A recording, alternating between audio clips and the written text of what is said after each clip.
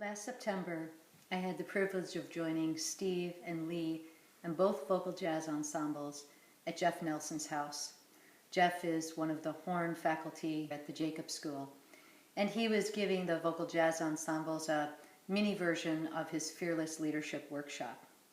At one point in the afternoon, we were asked to go out on the deck and form a circle, join hands, and think of a spirit animal for ourselves, and to share that with the group.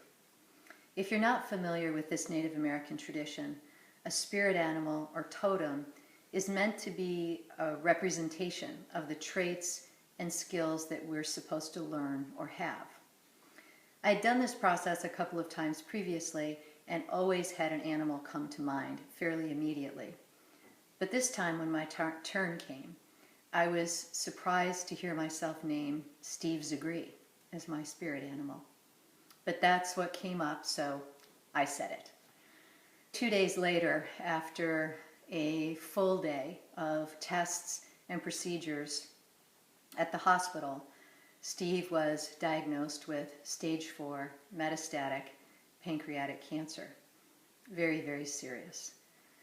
Every aspect of our lives was thrown into the chaos of uncertainty and challenges in complete unfamiliar territory that I think pushed and stretched both of us beyond anything we had ever experienced. I didn't think about the spirit animal exercise again until the day after Steve died. I received a card from Caitlin Williams, one of the vocal jazz ensemble students.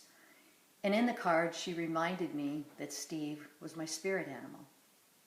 Well, I now considered this with new significance and wondered which traits and skills of Steve's I was supposed to learn or have or cultivate. Steve was so massively talented, capable, passionate, intelligent, funny, sweet.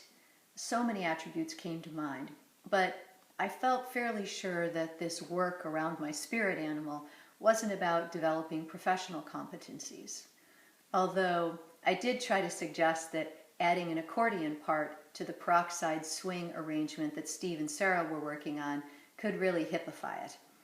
But that didn't get very far with Steve. I thought about the many interactions that Steve had over the past 6 months, so many of them that involved people who didn't know him, either personally or professionally. These were fresh acquaintances with surgeons and radiologists and nurses and schedulers and pharmacists and nutritionists. Over and over again, I watched the Z effect in action. People from all walks of life in many different situations, taking an immediate liking to Steve, caring deeply about him, being visibly delighted by his presence, and wanting to help him. I tried to think about what one quality might tie everything together in terms of Steve's character and personality.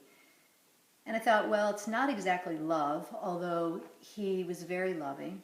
It's not exactly niceness, that felt too superficial and maybe sugar-coated.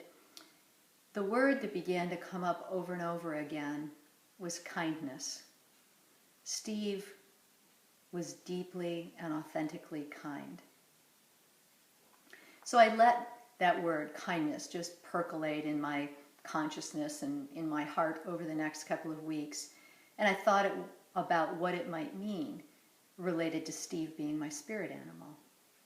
And then what seemed to be a very random occurrence, I ran across a poem titled Kindness by Naomi Shihab Nye that riveted me.